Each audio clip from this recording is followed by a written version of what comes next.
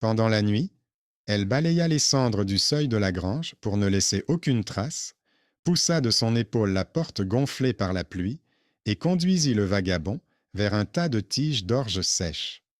Les gardes fouillaient déjà les environs du barrage et de la route. Les chiens reniflaient l'eau en tapant bruyamment des pattes sur les poutres du pont. Elle ferma la porte, la cala avec une fourche, puis, sans attiser le feu, dessina un simple signe sur le mur avec un tison. 3 traits courts, comme une marque sur les moutons survivants. C'est ainsi qu'elle marquait ce qu'elle avait promis de préserver.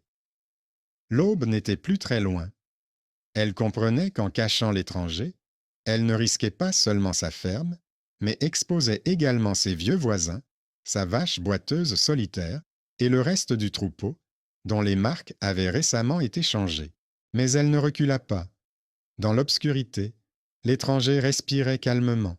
Sa chemise humide sentait la route, et ses mains, apparemment pauvres, n'avaient pas les callosités d'un berger, mais de fines cicatrices anciennes, comme celles des gens qui ont beaucoup écrit et encore plus effacé ce qu'ils avaient écrit. Je salue les spectateurs, je vous invite à écrire dans les commentaires d'où vous regardez cette vidéo, et je vous souhaite une agréable écoute. Elle s'appelait Marena.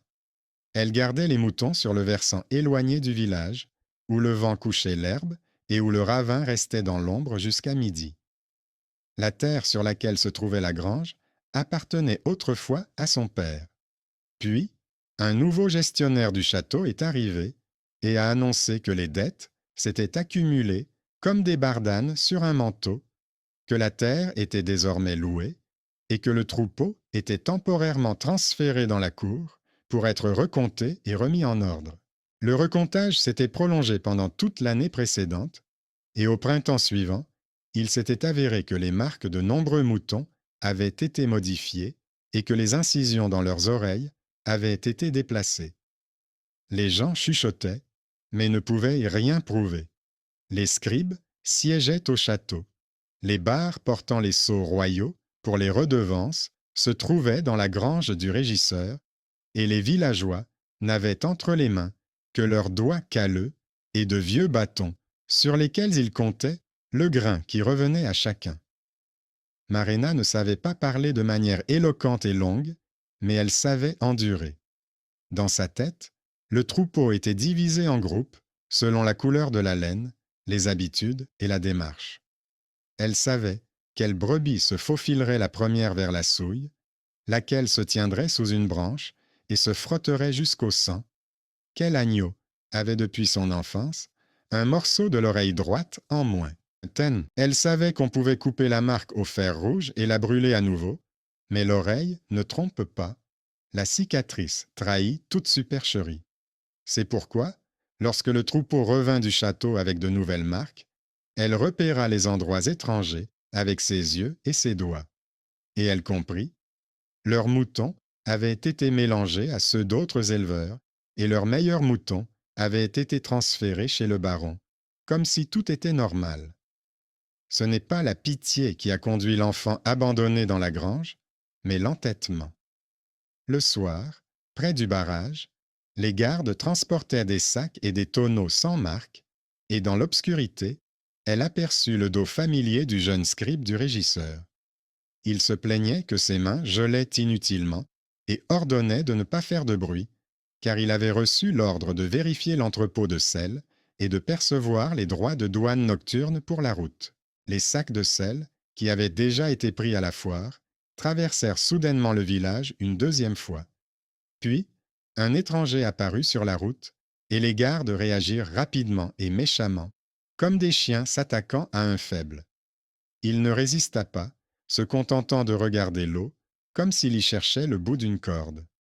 Dans la grange, qui sentait la peau de mouton et la vieille résine, l'étranger était allongé sur le dos et écoutait le vent couper les pointes de l'herbe au seuil. Il ne dormait pas. Son oreille, immobile, captait les bruits de pas à l'extérieur. Il demanda, comme s'il s'agissait de pain, où l'on tenait le registre des impôts et qui tenait le registre de l'été, où les moustiques étaient particulièrement gros. Il dit qu'il s'était précipité dans le village, non pas pour fuir ses poursuivants, mais pour la rejoindre, car il l'avait vue près du Salin et avait compris qu'elle ne détournait pas les yeux. Il dit que si elle gardait quelque part le vieux bâton de son père, il fallait le récupérer à l'aube, avant que les habitants du château ne se réveillent. Il raconta cela sans qu'on le lui demande, comme quelqu'un qui a l'habitude qu'on ne le croit pas, mais qui a besoin de dire la vérité au moins une fois. Il ne donna pas de nom. Il sortit seulement de l'ourlet de sa chemise un petit ruban de tissu sur lequel se trouvait autrefois un sceau. Le sceau avait disparu, mais le nœud était noué comme le faisaient les scribes dans les bureaux royaux, serré, double, avec une boucle que l'on soulève avec l'ongle comme une plume. Marena s'attarda sur ce détail, le mémorisa, mais remit ses questions à plus tard. À l'aube, les gardes frappèrent à sa porte. Ils dirent à travers la porte qu'ils avaient passé la nuit sur la route, à la recherche de vagabonds, et que tout le monde avait reçu l'ordre de les laisser s'approcher du feu et de leur montrer les granges. Ils dirent que l'intendant veillait au bon ordre. Ils dirent que quiconque ne cacherait pas un étranger recevrait une aide. Marena acquiesça et sortit discrètement de sous le foin le bâton de son père. Il y avait tellement de marques dessus qu'il suffisait de le regarder pour se souvenir des années, l'année où la peste avait décimé la moitié du troupeau, l'année des fortes gelées où l'on avait reporté le paiement de la dîme, l'année de la petite inondation où la plateforme du moulin avait disparu. Aucune de ces marques ne correspondait aux nouvelles inscriptions des scribes de l'intendant, où la pénalité pour la dîme de l'année précédente, qui n'existait pas, avait soudainement augmenté. Les gardes ont fouillé les environs, ont jeté un coup d'œil dans les tables, ont touché la porte, ont donné un coup de pied dans la porte carbonisée du vieux four, mais ne sont pas entrés dans la grange. Le loquet, calé par une fourche, leur semblait trop simple pour cacher quelque chose d'important. Ils avaient froid, leurs genoux leur faisaient mal, et ils avaient peur de s'attarder près d'elle, car ils savaient qu'elle regardait droit devant elle et savait ce qu'elle faisait. Ils sont partis, laissant des traces humides sur le sol. Quand ils furent partis, l'étranger se leva. Il haussa les épaules, comme quelqu'un qui a l'habitude de porter un manteau. Il lui demanda de lui montrer le bâton à encoche et les vieux reçus, et demanda également lequel de ses voisins savait compter non pas à l'oreille, mais à l'aide des encoches. Il dit qu'il ne cherchait pas des personnes, mais des écarts. Il ne ressemblait pas à un paysan intelligent qui s'était retrouvé parmi les moutons. Il savait comment était fait un sac de sel et où se trouvait son point faible pour pouvoir y verser du sel. Il savait que les sabots d'une brebis qui avait longtemps couru sur la pierre s'usaient différemment. Il savait que le cheval d'un scribe poserait sa patte à plat sur l'herbe, tandis que celui d'un garde la poserait de travers. Il en savait trop pour être un vagabond. Marena lui apporta une liasse de vieux billets de rente soigneusement enveloppés dans un tissu. Son père les gardait dans un coffre derrière une cloison, mais après sa mort, sa mère les avait transférés dans la grange, où personne ne fouillait. Il y avait là de vieux bons pour du blé, des listes de distribution de sel et quelques bouts de papier qu'elle ne pouvait pas lire. L'encre était coulée et les caractères lui semblaient étrangers. L'étranger ne lut pas non plus à haute voix. Il sentait au toucher combien de fois le papier avait été plié, s'il y avait de l'humidité, là où il ne devait pas y en avoir, et s'il y avait de fines rainures laissées par les plumes, comme celles que laisse un scribe qui a l'habitude d'appuyer sur le côté gauche. Il remit tout en place et dit que le régisseur viendrait au village dans la soirée. Il annoncerait qu'il y aurait une inspection des potagers et des champs et qu'il fallait préparer des listes. Il apporterait un repas pour les hommes, comme il l'avait fait les années précédentes, et distribuerait des tranches de pain coupées directement dans la paume de la main pour que tous ressentent sa gentillesse. Il écouterait les plaintes à haute voix et sourirait, puis partirait dans la nuit. Il n'oserait pas rester jusqu'au matin. Il avait du travail ailleurs. Le même jour, des gens du château sont effectivement venus au village. L'intendant chevauchait à un rythme tranquille, comme s'ils étaient en ville et non dans la boue. Il gardait ses mains dans des gants de fourrure, même s'il ne faisait pas si froid. Il a tout de suite remarqué Marina, et son regard s'est posé sur elle, comme de l'eau sur une dépression. Son visage s'est légèrement crispé lorsqu'il a vu autour de son cou le vieux bouton en cuivre qu'elle portait en guise de talisman. Elle se souvenait avoir vu un bouton identique sur la chemise de sa mère.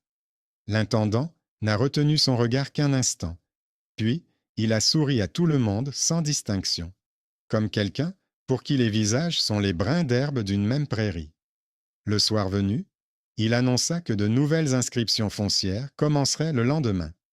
Il dit que le Trésor royal avait changé les règles et qu'il serait désormais plus facile de disposer de la terre pour ceux qui payaient leur loyer à temps. Il a dit que ceux qui avaient les anciens registres pouvaient les apporter, mais qu'ils seraient vérifiés à l'aide de nouveaux cachets, car dans le passé, beaucoup avaient falsifié les dates. Il a dit que tout serait fait dans la justice. Il l'a dit avec assurance, et les hommes ont acquiescé par habitude. Il n'a rien dit des sacs de sel nocturnes, ni du fait que les moutons avaient été marqués différemment. Lorsque les gens se furent dispersés, l'intendant arrêta son cheval devant la grange de Marina et ordonna au scribe de rassembler tous les anciens documents pour les enregistrer à nouveau. Le scribe demanda que tous les anciens bâtons marqués de croix, conservés par les hommes, soient sortis de la grange afin de les emmener au château pour vérification. Marina sortit sans se presser et dit que son bâton était un souvenir de son père et que, selon la coutume, les bâtons ne devaient pas être emportés hors de la cour. Elle dit qu'elle pouvait en faire une copie sur le seuil. Le scribe sourit et dit que c'était même mieux ainsi, car il avait une nouvelle planche et du charbon, et qu'il recopierait sur place. Il s'assit sur une marche et se mit à dessiner des traits en fronçant les sourcils. Il se trompait souvent, intervertissant les dizaines et les unités, comme on intervertit les charrettes sur un gué. Marina le voyait et se taisait. L'étranger se tenait dans l'ombre de la grange, et personne ne le remarquait. À un moment donné, il ramassa par terre un petit bâton sec et fin, et se mit à le tapoter en rythme, comme s'il comptait non pas les traits de charbon, mais les respirations du scribe. Le scribe se trompa, fit un geste de la main et donna un chiffre qui ne figurait pas sur le bâton. Le régisseur s'éclaircit la gorge, fit signe au scribe, qui changea précipitamment de sujet. Marina remarqua que la main du régisseur se posait sur la poignée de la selle. Il n'était pas tranquille. Le lendemain, un coffre fut livré au village. Il fut apporté par un charretier taciturne, un vieil homme aux doigts tremblants. Sur le couvercle, il y avait un sceau avec une couronne et des sculptures qui ressemblaient à celles d'un vrai, mais sans les petites entailles que seuls les sculpteurs de la capitale savaient en faire.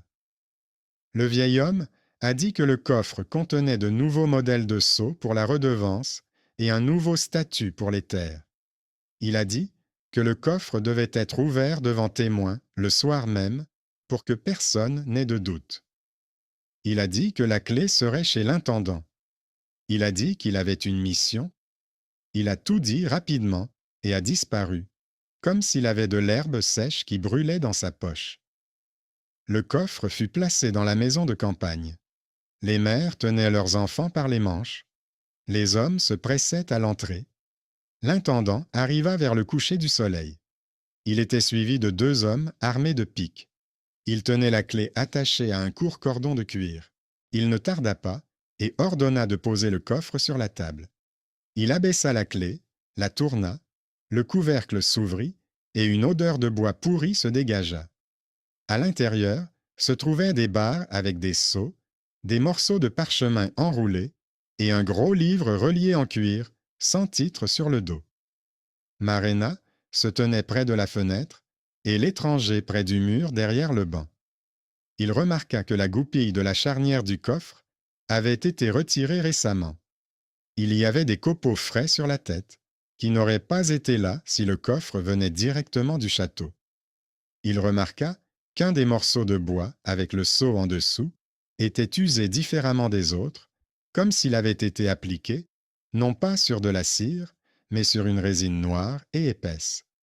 Il remarqua que le livre ne portait aucune trace de poussière de voyage, contrairement au coffre. Il remarqua trop de choses. Et au moment où le régisseur fit signe au scribe, celui-ci tendit la main vers le seau, mais sa main trembla, et il prit le morceau effacé au lieu du morceau nécessaire. Le seau se posa doucement sur la cire, comme du pain sur de l'eau. Une couronne sans croix au sommet fut imprimée dans la cire. Les gens dans la salle restèrent silencieux, car ils ne savaient pas où regarder. Mais l'étranger comprit. Devant lui se trouvait un ensemble destiné à être remplacé. Pendant que tout le monde tendait le cou vers le coffre, un jeune homme apparut à la porte, celui-là même qui avait été sorti des buissons près de la route à la tombée de la nuit la veille. Il murmura que les gardes avaient vu le fugitif et qu'il s'était caché dans ce village. Les gardes se tournèrent vers les gens. Le régisseur leva la main pour savoir qui arrêter, et à ce moment-là, l'étranger sortit de l'ombre, leva les mains et dit qu'il était prêt. Il a dit qu'il n'était pas un vagabond, mais un inspecteur de la couronne, venu secrètement sur ordre de la Chambre des maréchaux pour vérifier les abus dont se plaignaient les paysans du district voisin. Il a dit qu'il avait été arrêté sur la route parce que le conducteur du coffre avait essayé de lui remettre un document à signer, qu'il n'était pas censé signer. Il a dit qu'il avait un ordre, mais qu'il ne le montrerait pas en public, car cet ordre était destiné à une autre pièce. Il l'a dit sans fierté ni provocation, comme un homme qui a décidé d'ouvrir la porte avant qu'elle ne soit enfoncée. Un murmure s'éleva dans la pièce, les jeunes s'avancèrent, les anciens reculèrent. Le régisseur est resté calme, mais sa main s'est posée plus fermement sur sa ceinture. Il a demandé pourquoi, s'il était inspecteur, il se cachait dans la grange d'une bergère, au lieu de se présenter au château. L'étranger a répondu qu'il voulait voir comment les gens vivaient ici avant d'entrer chez lui. Il dit qu'il avait vu des sacs de sel sans marque, des marques falsifiées sur les moutons, un coffre contenant des sceaux contrefaits. Il dit que la couronne avait besoin de voir des actes, pas des paroles. Il dit qu'il avait demandé à la bergère de le cacher aux gardes, non pas pour se sauver, mais pour avoir le temps de voir comment on ouvrait le coffre. L'intendant comprit qu'il y avait anguille sous roche. Il ordonna à ses hommes d'arrêter l'étranger. Mais les deux hommes armés de piques hésitèrent, car la parole de la couronne l'emportait sur celle de l'intendant. Ils se regardèrent, puis regardèrent le coffre. À ce moment-là, Marena fit ce qu'elle savait faire de mieux. Elle agit rapidement et avec précision. Elle s'approcha de la table, souleva le seau effacé avec son ongle, le posa à nouveau sur la cire au même endroit et montra clairement que la couronne sur l'empreinte était différente. Puis elle prit son bâton à encoche et le posa à côté du livre ouvert. Les encoches indiquaient une chose, les nouveaux chiffres en indiquaient une autre. Le livre contenait les chiffres qui manquaient sur leur bâton. La différence s'était évaporée. La foule se mit à murmurer différemment. Le murmure devint plus lourd. Les vieillards cessèrent de reculer. Les jeunes mirent les mains sur les hanches. À ce moment-là, un homme en imperméable, que personne n'attendait, apparut sur le seuil. C'était le secrétaire du palais de la ville, qui accompagnait l'inspecteur dans une autre affaire et l'avait perdu au passage. Il dit qu'il l'avait cherché dans 3 villages. Il dit qu'il avait vu le livre être recopié dans le château pendant la nuit. Il dit qu'il ne voulait plus parler dans la grande salle commune. Il le dit calmement, comme un homme habitué à apposer des sceaux là où il faut et à se taire quand il faut se taire. L'intendant comprit que la pièce était devenue exiguë et l'atmosphère tendue. Tout le monde se rendit au château. Pas dans la salle principale avec ses tapis, mais dans la salle froide du bas, où étaient entreposés des sacs et où étaient suspendues de simples lampes. C'est ce qu'avait décidé l'inspecteur. Il avait besoin de voir les barres, les sacs, les livres, les gens. Il fit signe à Marena de le suivre. Il emmena avec lui le scribe de l'intendant, 2 gardes, le charretier qui transportait le coffre, et 3 hommes du village qui avaient des bâtons à entaille depuis longtemps. Il n'emmena personne de plus. Dans la salle du bas, l'inspecteur ordonna d'ouvrir tous les sacs de sel.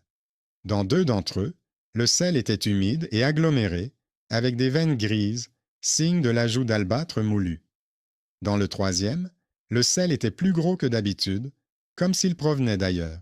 Il montra la différence en silence. Il versa une poignée du sac de droite et une poignée du sac de gauche sur la table, passa son doigt dessus, laissant des traces comme celles d'une plume.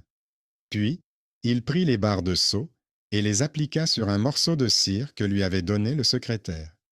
Sur l'un des sceaux, la couronne était régulière. Sur l'autre, il y avait une petite erreur de l'artisan. Une dent inférieure, taillée de travers. Les vrais sceaux n'avaient pas cela. Le directeur a alors dit que les marchandises pouvaient provenir de la foire, que les sacs étrangers avaient été remplacés sur la route, que les sceaux avaient été envoyés à partir d'anciens stocks. Il l'a dit avec assurance, mais malgré des années d'entraînement, il n'avait pas préparé une chose. La graisse dans ses mots s'est dispersée comme du sel humide. L'inspecteur ne contesta pas. Il demanda au scribe d'ouvrir le grand livre dans lequel étaient consignées les transactions foncières des 3 dernières années. Le scribe pâlit, mais ouvrit le livre. L'inspecteur ne lut pas à haute voix. Il plaça à côté les bâtons marqués des 3 hommes et le bâton de Marena. Il montra du doigt les lignes où il manquait exactement autant que ce qu'on pouvait retirer du sac sans marque en une nuit. Il montra le cycle. Au printemps, le remplacement des marques sur les moutons. En été, la collecte supplémentaire de sel. En automne, une pénalité soudaine pour l'absence de céréales de l'année précédente, qui était mise et pourtant en quantité suffisante. Il montra qu'il ne s'agissait pas d'erreurs fortuites, mais d'une chaîne cohérente. Le directeur se tenait debout et écoutait. À un moment donné, il a jeté un coup d'œil au bouton en cuivre autour du cou de Marena. Elle a vu ce regard et s'est soudainement souvenue comment sa mère l'avait un jour repoussé d'un banc de soieries à la foire, où était assis un jeune homme, avec le même mouvement de la main et les mêmes traits que le directeur. Sa mère lui avait alors dit que la soie étrangère s'attachait par de minuscules fils à ceux dont on ne pouvait ensuite s'éloigner. Elle l'avait dit calmement, comme s'il s'agissait de sel. À l'époque, Marena n'avait rien compris, mais maintenant, elle comprenait mieux. L'inspecteur demanda qu'on amène dans la salle la vieille femme qui vendait du lait à la porte du château. Il dit qu'il l'avait vue apporter une tarte au scribe chaque semaine et qu'on ne pouvait lui faire confiance que sur un seul point, elle savait qui passait où et à quelle heure. La vieille femme arriva, à bout de souffle. Elle dit que l'intendant revenait souvent au château tard dans la nuit, lorsque la 3e garde était en poste dans la tour. Elle dit que ces nuits-là, la cheminée de la cuisine ne fumait pas, mais qu'il y avait une odeur de résine brûlée. Elle dit que le scribe le suivait avec un sac qui disparaissait ensuite. Elle a dit que cela se produisait depuis le printemps de l'année précédente, lorsque la vieille baronne était décédée et que le chaos régnait dans le château. L'inspecteur acquiesça. Il sortit un petit sac en cuir de sa manche et versa sur la table plusieurs bâtonnets en os finement gravés. Il s'agissait de copies des sceaux de la ville, destinés à servir de référence. Il les appuya sur la cire, à côté des morceaux trouvés dans le coffre. Il n'y avait aucune correspondance. Il sortit alors un petit rouleau et posa sur la table le sceau de la chambre des maréchaux. Le secrétaire derrière lui acquiesça. Il dit que la vérification était menée sur ordre de la capitale depuis le 15e jour du mois de novembre de l'année dernière et qu'aujourd'hui était le 12e jour du mois de la moisson. Il le dit clairement, et le papier sur la table cessa d'être un simple papier. Pendant que tout le monde regardait les sceaux, Marena, assise à la table, passa son doigt sur le coin inférieur du livre. À l'endroit où se rejoignaient 2 bandes de cuir, une fine poche avait été cousue. Elle tâtonna sous le revêtement, trouva quelque chose de dur, sortit une aiguille de sa manche et enfonça le bout dans le tissu. Une étroite bande de parchemin tomba de la fente. Elle portait une brève inscription. Remise de dette, 2 fermes, au nom d'une veuve d'un village lointain, et une signature ressemblant à celle de la baronne. Mais la baronne était morte 1 an auparavant, et la remise de dette datait de plus tard, du printemps suivant. L'encre n'avait pas encore eu le temps de noircir. L'intendant pâlit. Le scribe détourna les yeux. Le secrétaire regarda l'inspecteur. L'inspecteur acquiesça.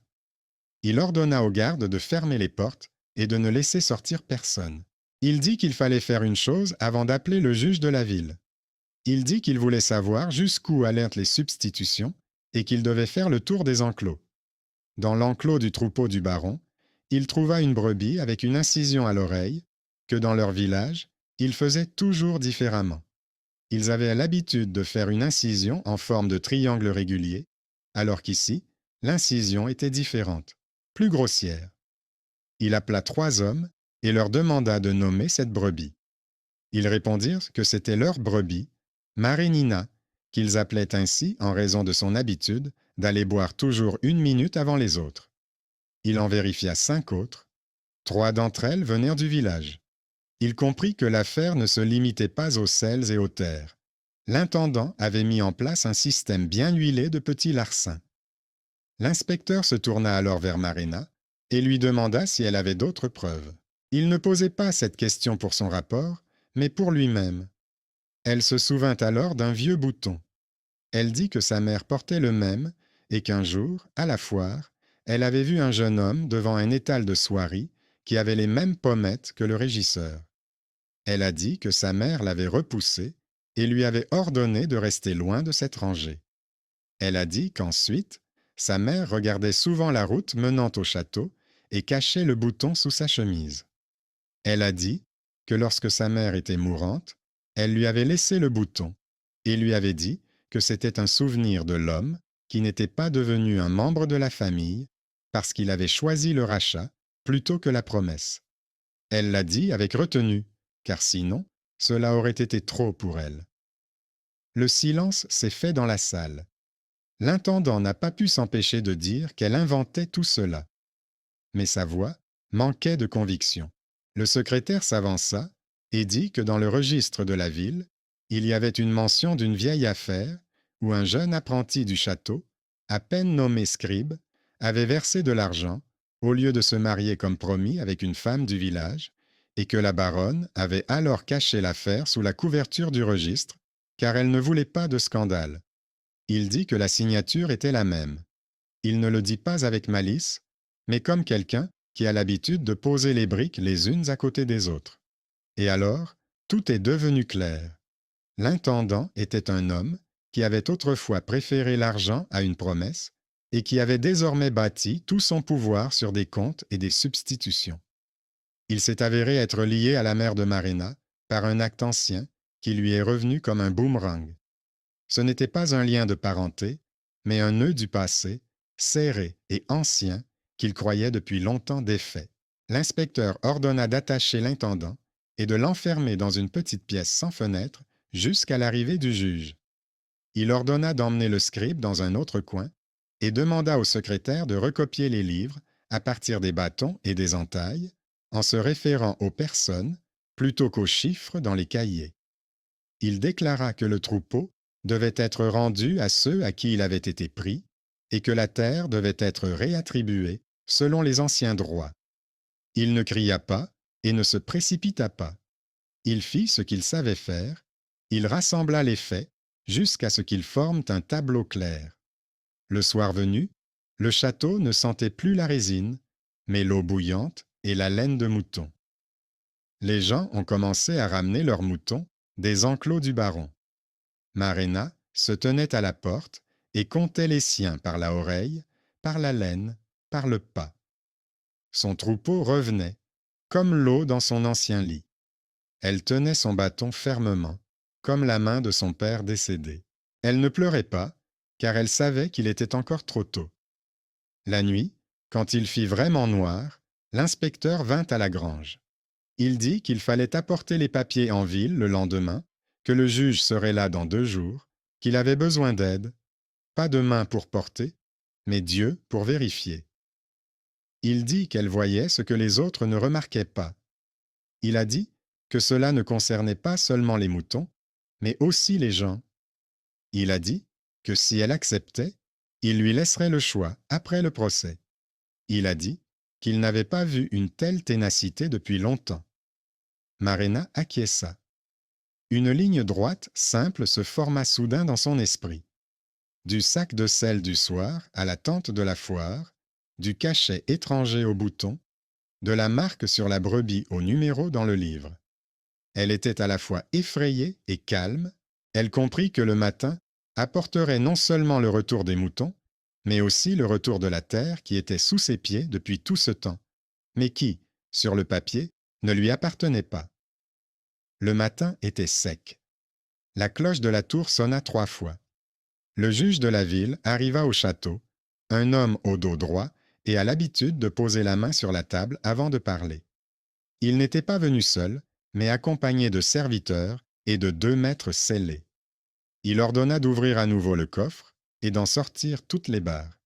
Il les vérifia lentement, un par un, sans regarder les visages. Il ordonna qu'on lui apporte les livres et les bâtons de comptage. Il écouta le secrétaire lire les notes et leva parfois les yeux vers les gens pour vérifier que ce qu'il entendait correspondait bien au visage. Il demanda qui parmi les personnes présentes avait perdu des moutons au printemps. Presque tout le monde leva la main. Il leur dit de baisser les mains et de citer un détail unique pour chaque disparition. Impossible à remplacer. Une oreille, une tache, une habitude. Il nota chaque détail sur une ligne séparée, comme on note habituellement les mesures de céréales. Il fit tout cela simplement, mais avec précision. Puis il a demandé qu'on lui amène le régisseur. Celui-ci est entré, pâle, mais sec. Il a dit qu'il n'avait jamais ordonné de remplacer les seaux. Il a dit qu'il n'avait pas volé de sel. Il a dit qu'il n'avait pas imposé de pénalité supplémentaire. Il a dit que si les seaux n'étaient pas les bons, c'était la faute des graveurs. Il a dit cela et s'est tu, car il n'y avait plus rien à ajouter. Le juge fit signe aux maîtres scellés. Ils montrèrent la différence entre le vrai et le faux. Sur le vrai, la couronne avait une dent régulière, sur le faux, elle était courbée. Ils montrèrent que la cire sur les barres avait des traces de résine. Ils dirent que la résine était utilisée lorsque la cire était chère ou lorsqu'on voulait que le sceau s'enlève plus facilement. Ils l'ont dit de manière affairée, sans mots superflus. Le juge s'est adressé au scribe. Celui-ci a avoué qu'il recopiait les livres la nuit, sous la dictée du directeur, et que parfois, les chiffres étaient mélangés. Il a déclaré qu'il était payé en pain en plus de son salaire mensuel et qu'il ne considérait pas cela comme du vol. Il a déclaré qu'il exécutait les ordres parce qu'il avait peur d'être renvoyé. Il a dit qu'il était un homme faible. Le juge acquiesça et ne l'insulta pas. Il ordonna de consigner ses aveux. Puis il demanda qui pouvait confirmer que les écrits contredisaient les marques gravées sur les bâtons. Il demanda à Marena de poser à nouveau son bâton sur la table. Elle s'exécuta. Il lui a demandé comment elle comptait. Elle a montré les anciennes entailles grossières et a dit que celle-ci correspondait à l'année de la peste, celle-là à l'année des fortes gelées et celle-ci à l'année du petit déluge. Il lui a demandé si elle pouvait se souvenir du nombre de moutons qu'elle avait avant le remplacement printanier. Elle lui répondit en précisant celles qui manquaient. Il vérifia les notes qu'ils avaient là prises la veille et acquiesça. Le juge s'adressa alors à l'inspecteur. Celui-ci exposa le déroulement des observations, les sacs de sel, les cachets falsifiés, le coffre avec la goupille amovible, la poche secrète dans le livre, les substitutions de marque, les retours nocturnes du régisseur, les aveux du scribe. Il exposa calmement, dans l'ordre, comme on empile des brindilles pour faire un feu. Le secrétaire confirma les dates. Les maîtres confirmèrent les sceaux. La vieille femme avec le lait confirma les allées et venues nocturnes. Les hommes confirmèrent les moutons. Tout s'imbriqua parfaitement. Le juge a déclaré que, selon la loi, La terre et les troupeaux devaient être restitués à leurs propriétaires légitimes. Il a déclaré que l'intendant serait mis au fer et envoyé en ville pour être jugé et condamné. Il a déclaré que le scribe resterait sous surveillance jusqu'à la fin de la vérification complète, puis que son sort serait décidé en tenant compte de ses aveux. Il a déclaré qu'à compter d'aujourd'hui, tous les impôts perçus en excès seraient crédités aux fermes qui les avaient payés et que le manque à gagner du trésor public serait couvert par les biens de l'intendant. Il a déclaré que les troupeaux seraient immédiatement rendus et que de nouveaux rubans portant le sceau des maîtres seraient attachés à leur queue afin que personne ne les touche pendant le trajet du retour. Il a dit cela sans colère ni triomphalisme. Il ne s'agissait pas d'une leçon de morale, il s'agissait d'ordre. À ce moment-là, l'inspecteur fit quelque chose que personne n'attendait. Il demanda au juge de lui donner la parole. Le juge acquiesça. L'inspecteur dit qu'il voulait ajouter un détail à l'affaire qui ne changeait rien à la loi, mais qui était important pour les gens. Il dit qu'il était venu ici suite à une dénonciation des habitants du comté voisin, mais qu'il était resté ici à cause de Marena. Il a dit qu'il l'avait vu compter le troupeau, non pas à partir des marques du château, mais à partir des habitudes, et qu'il avait compris qu'il y avait ici des yeux qui ne laisseraient pas passer la substitution. Il a dit qu'il voulait souligner sa contribution à l'enquête. Il a dit qu'il proposerait à la Chambre des maréchaux de nommer Marena responsable de l'enregistrement des troupeaux et des bâtons-marques dans le comté. Il a dit que ce n'était pas un titre honorifique, mais un travail. Il a dit que si elle refusait, il comprendrait. Il l'a dit sans fioriture. Un murmure parcourut la salle. Quelqu'un sourit. D'autres y ont vu un défi. Marena y a vu une chose simple. Sa vision s'est avérée plus utile que la soumission silencieuse. Son habileté, que l'on considérait comme une ruse féminine avec les moutons, s'est avérée être la clé de l'affaire. C'était le moment où une personne issue d'un milieu modeste brise les stéréotypes sans élever la voix. Le juge a acquiescé. Il a déclaré que d'un point de vue juridique, rien n'empêchait de nommer une personne du village à ce poste si elle était à la hauteur. Il a ajouté que la décision serait prise en ville. Il a dit que, dans tous les cas, les terres de Marena lui seraient rendues à compter d'aujourd'hui, avec les limites qui avaient été fixées par son père. Il a dit que le troupeau lui serait également rendu. Il a dit que la couronne la remerciait pour son aide. Il a dit que la récompense ne se limitait pas à des mots, mais qu'elle comprenait également des droits. Après le procès, commencèrent des jours dont on ne parle généralement pas dans le village, car ils sont dépourvus d'événements marquants.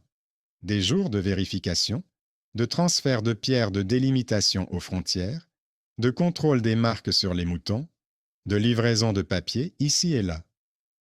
L'inspecteur vivait dans le château, et chaque jour, il se rendait dans les fermes, notait, posait des questions, écoutait. Il rendait visite aux personnes âgées malades, vérifiait leurs bâtons de comptage, les comparait avec les registres. Il ne se fatiguait pas. Il faisait ce que la couronne lui avait appris à faire, vérifier non pas les paroles, mais les actes, et chaque soir, il retournait à la grange, où les crochets vides sonnaient désormais. Les moutons paissaient déjà dans les prairies et ne dormaient plus dans l'étroitesse. Un de ces soirs-là, il est arrivé plus tard que d'habitude. Il s'est assis sur le seuil de la grange et est resté longtemps silencieux. Puis il a dit qu'il devait avouer quelque chose. Il dit qu'il avait découvert l'existence du village, non pas grâce à une dénonciation, mais grâce à une lettre d'un vieux maître artisan de la ville qui avait autrefois été enfant dans leur région. Celui-là même qui, il y a de nombreuses années, avait été caché dans la grange d'une jeune femme lorsque des hommes du château étaient en venus le chercher. Il a dit que le garçon avait survécu, était devenu artisan, puis mentor pour les inspecteurs. Il a dit que c'était cet artisan qui lui avait envoyé un mot. Si tu te retrouves dans cette région, reste avec les bergers, cherche des oreilles, pas des marques, et souviens-toi que dans une maison, on te cachera comme on m'a caché. Il a dit qu'il n'avait pas tout de suite compris de qui il s'agissait, mais qu'en voyant la grange de Marena, il avait tout compris. Il a dit que le devoir tournait parfois en rond, comme un troupeau vers la saline. Il a dit qu'il était ce garçon.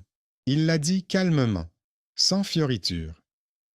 Marena écoutait et sentait que le long cercle du passé et du présent se refermait.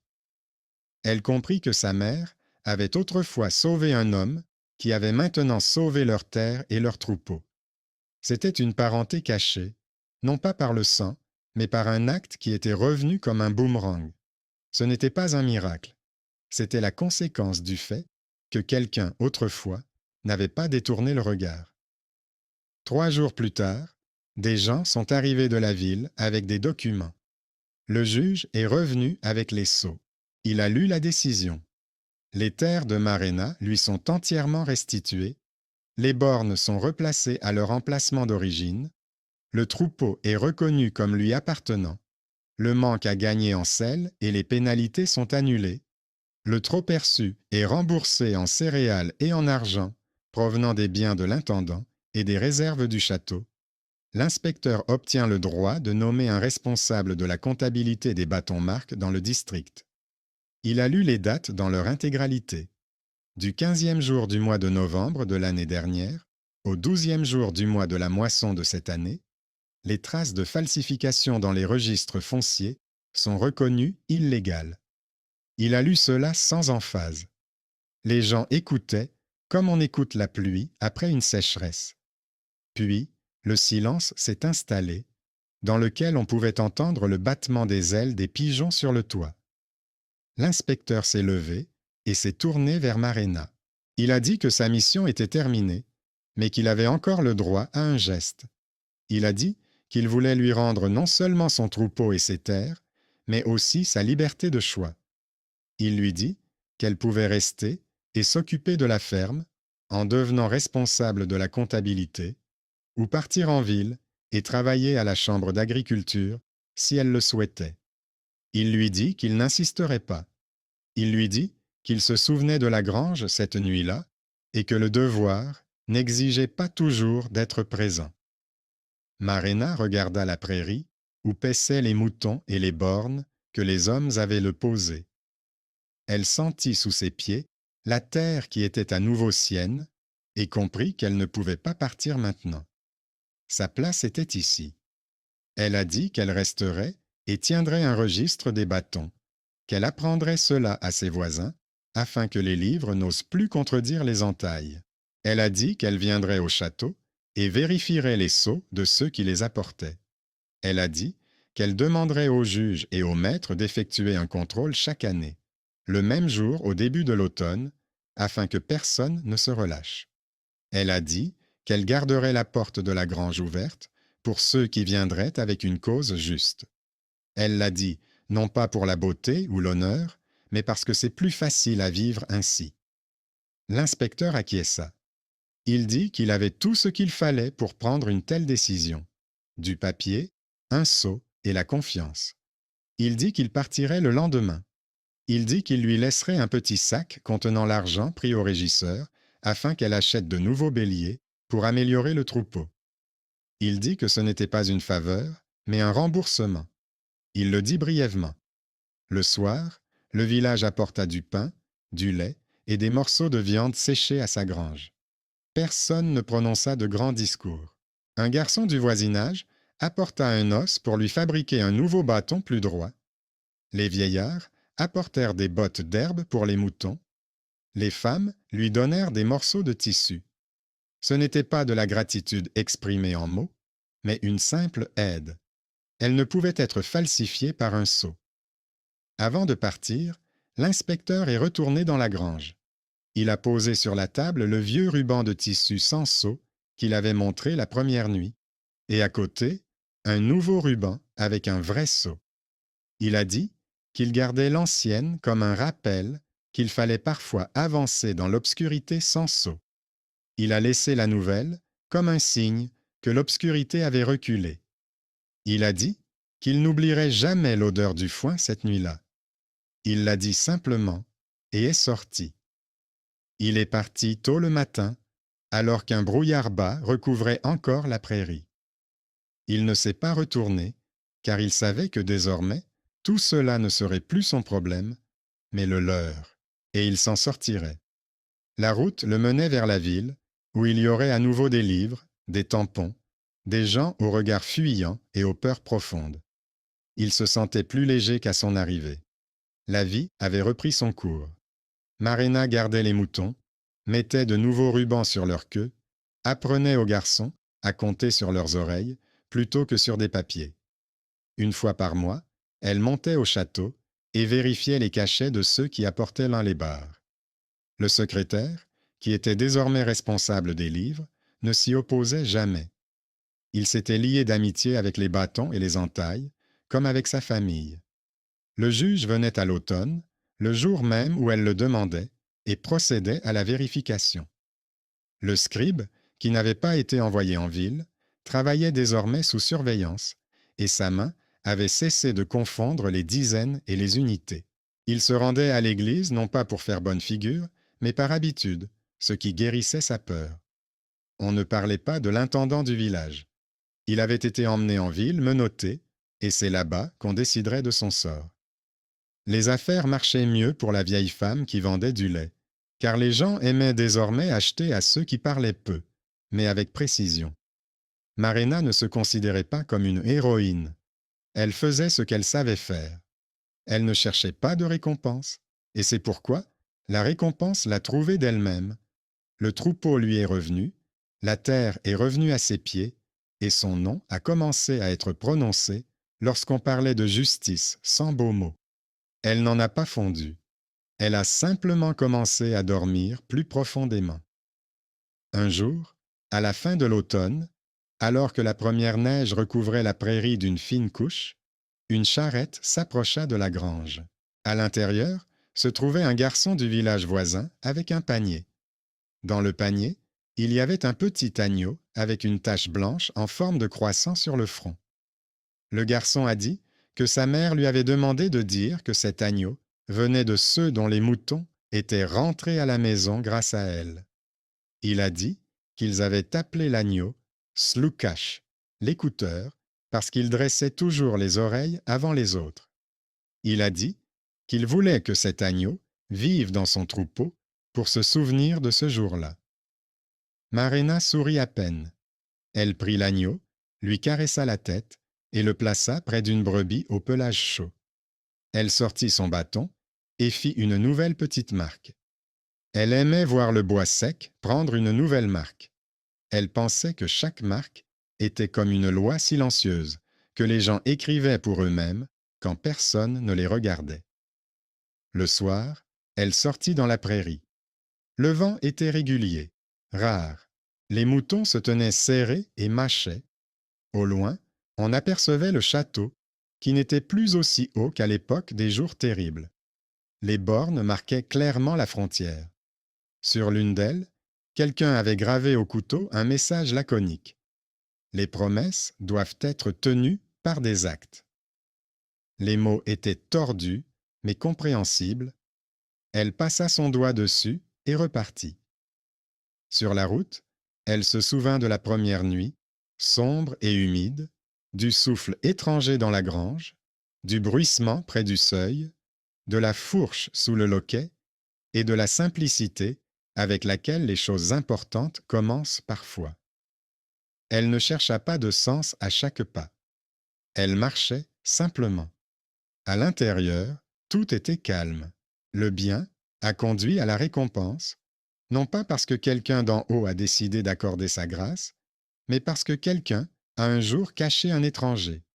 Et, des années plus tard, cet étranger a rendu non seulement le troupeau et la terre, mais aussi la sérénité et la franchise dans les relations humaines. Ce n'était pas un miracle, c'était le fruit du travail des mains, des yeux et de la mémoire, et cela suffisait.